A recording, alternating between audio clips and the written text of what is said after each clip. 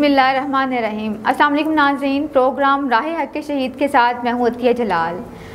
मुल्तान की धरती को औलिया की सरजमीन भी कहा जाता है क्योंकि मुल्तान में बहुत से औलिया कराम के मज़ारात हैं जिन्होंने अल्लाह के दीन की राह में अपनी ज़िंदगी गुजार दी।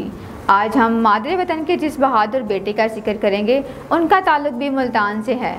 लेफ्टिनेंट कर्नल इफ्तिखार अहमद जमील शहीद मुल्तान के इलाके मुमताज़ाबाद में 20 अक्टूबर 1975 को पैदा हुए।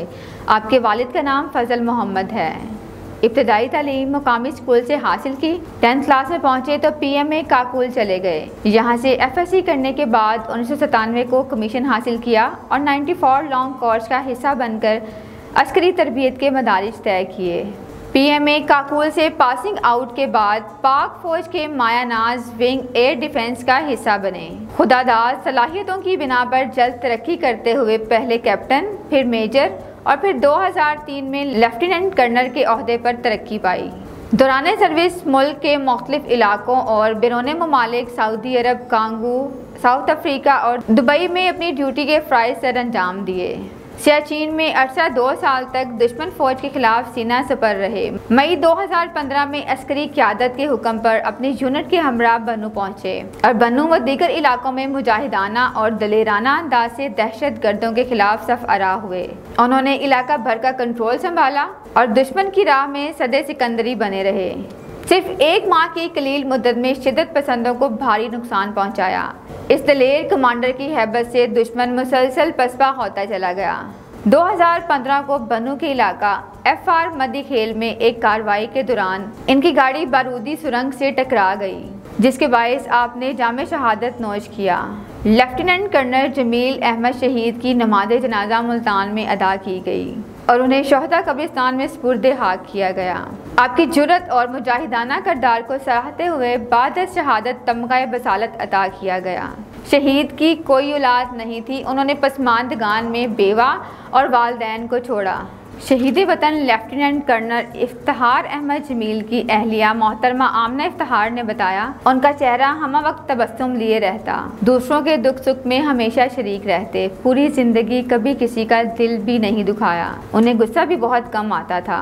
वो वतन की हिफाजत की खातिर अपनी जान को खपा देने वाले इंसान थे। फौजी कैरियर का इंतखाब करते वक्त उन्होंने कहा, मुझे पता है फूलों की सेज नहीं, कांटों की राह गुजर है, लेकिन मेरा जुनून है कि पाक फ़ौज में अफसर की हैसियत से शमूलियत इख्तियार करूं और इस धरती के लिए कुछ करके अपना नाम तारीख़ के सफ़ात पर रोशन कर जाऊं। वो नहायत अच्छे नात ख्वां थे और मुकर्रर भी। फ़ौजी तकरीबात में नात ख्वानी और नकाबत का सहरा उन्हीं के सर सजता। मोहतरमा आमना इफ्तिखार ने मज़ीद बताया कि अपने प्यारों के बिछड़ने का गम भला किसे नहीं होता, वो तो एक लाजिम अमर है कि जाने वालों को कभी नहीं बुलाया जा सकता। मेरा खुदा जानता है कि मैं अपने शहीद शोहर की यादों को किस तरह सीने से लगाए रखती हूँ। 9 साल के तवील अरसे का एक एक पल जब याद आता है तो दिल की बेकली भर सी जाती है। उनकी यूनिफॉर्म जब देखती हूँ तो दिल खून के आंसू रोता है, लेकिन फिर ये सोचते हुए दिल को तसल्ली मिलती है कि मैं एक शहीद की बेवा हूँ। मुझे इस पर फ़ख्र करना चाहिए और जिस तरह मेरे शोहर ने बहादुरी से लड़ते हुए इस धरती पर जान कुर्बान की, मुझे भी इसी तरह इस्तिकामत और बहादुरी के साथ हालात का मुकाबला करना चाहिए। नाज़रीन, हम वतन के लिए जान देने वाले शोहदा के वर्सा की अज़मत को भी सलाम पेश करते हैं और पूरी कौम उनकी एहसानमंद है जिनके बेटों और भाइयों ने हमारी हिफाजत के लिए अपनी जानें कुर्बान की। एक नए प्रोग्राम के साथ फिर हाजिर होंगे। इजाज़त दें। अल्लाह हाफिज़। पाक फ़ौज जिंदाबाद, पाकिस्तान पाइंदाबाद।